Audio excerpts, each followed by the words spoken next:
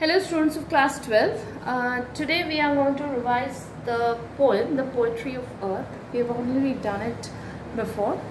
The Poetry of Earth by John Keats. The previous poem that we did, Asleep in the Valley, it was also a sonnet by the French poet Arthur Rimbaud. This is also a sonnet, and sonnet, as we know, it is a 14-line poem. 14 line which has two divisions, that is the octave and the sestet. Octave, octagon, that is the first 8 lines, and sestet is the next 6 lines. Now in this poem, the poetry of earth, first of all, what does the poet mean by the word poetry? Poetry of earth refers to the music or song of nature. And how can we define the song of nature? The song of nature is the call of different animals,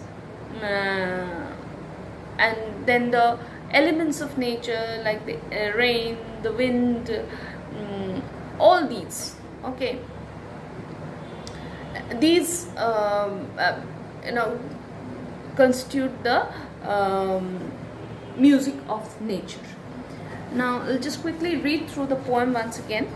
The poetry of earth is never dead. When all the birds are faint with the hot sun and hide in cooling trees, a voice will run from hedge to hedge about the new mown mead. That is the grasshopper. He takes the lead. In summer luxury he has never done with his delights. For when tired out of fun, he rests at ease beneath some pleasant weed. The poetry of earth is ceasing never. On a lone winter evening, when the frost has wrought a silence, from the stove there shrills the cricket's song, in warmth increasing ever, and seems to one in drowsiness half lost, the grasshopper among some grassy hills. So, the first line, now, as I said, it is divided, means it's a sonnet, and there is there's a distinction between the octave and sestet. Now here, as we can understand, means as we have already read it, that the octave talks about the grasshopper and the sestet talks about the cricket. Now the actual title of the poem was On the Cricket and Grasshopper. It's a board which has changed this name to the Poetry of Earth. Now, the very first line of the poem starts with an emphatic declaration that the poetry of earth is never dead. That is what the poet is trying to say, is that the song of nature, the music of nature, continues through the cycle of season. It is eternal. It never stops.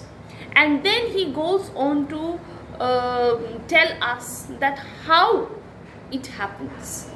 So what does he say? When all the birds are faint with the hot sun. All the birds mean we generally find the birds chirping, the twittering of the birds. They actually bring about the liveliness, they enliven the nature. But when the sun is very hot, the sun is too scorching. Summer is very pleasant season in England, but sometimes the sun is too hot. Okay, since we have already done the another poem, sonnet, Too Hot the Eye of Heaven Shines. So in that way, so when the sun is very hot, what happens? These birds, they become very tired and exhausted, and they just hide. Okay, they no longer sing. Means they are so exhausted that they are unable to sing, and they take shelter, or they hide themselves in cool shade of trees. But then these are these birds had they had the chirping, the twittering of the birds constituted the music of nature. Then or if they stop singing, will the music of nature stop? No. What happens when it would seem almost that the music of nature, that is the song of nature, would come to stop, dead stop? All of a sudden, the grasshopper, it's a very small insect, okay, it cries out in some new mown mead. Mead means meadow, okay. So meadow is a grassy land. So from hedge to hedge, hedge is thick bush, in that way, means small plants which appear as bushes, in that way. So from hedge to hedge in new moon. So if you've seen a grasshopper, it will just jump from one end to the other, and it just calls out. That is the grasshopper. He takes the lead. So what it means is that when the songbirds are exhausted, when they are unable to sing, and they hide in the cool shade of trees, it is the grasshopper who takes on the responsibility to carry on the music of nature, okay, the poetry of earth. And in summer luxury, so that the abundance of summer, the heat does not exhaust the grasshopper in any way. Rather, it delights, it enjoys, it's very enthusiastic, it becomes all the more lively, and it sings out, it calls out in full-throated ease, in that way. It's very happy, okay. So that its call reflects its happiness. And what does he do? He has never done with his delights. That is, his joy knows no bounds.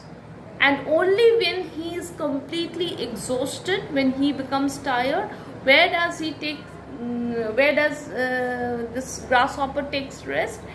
He takes rest in some pleasant weed. Weed is unwanted plant, so it just goes and hides there.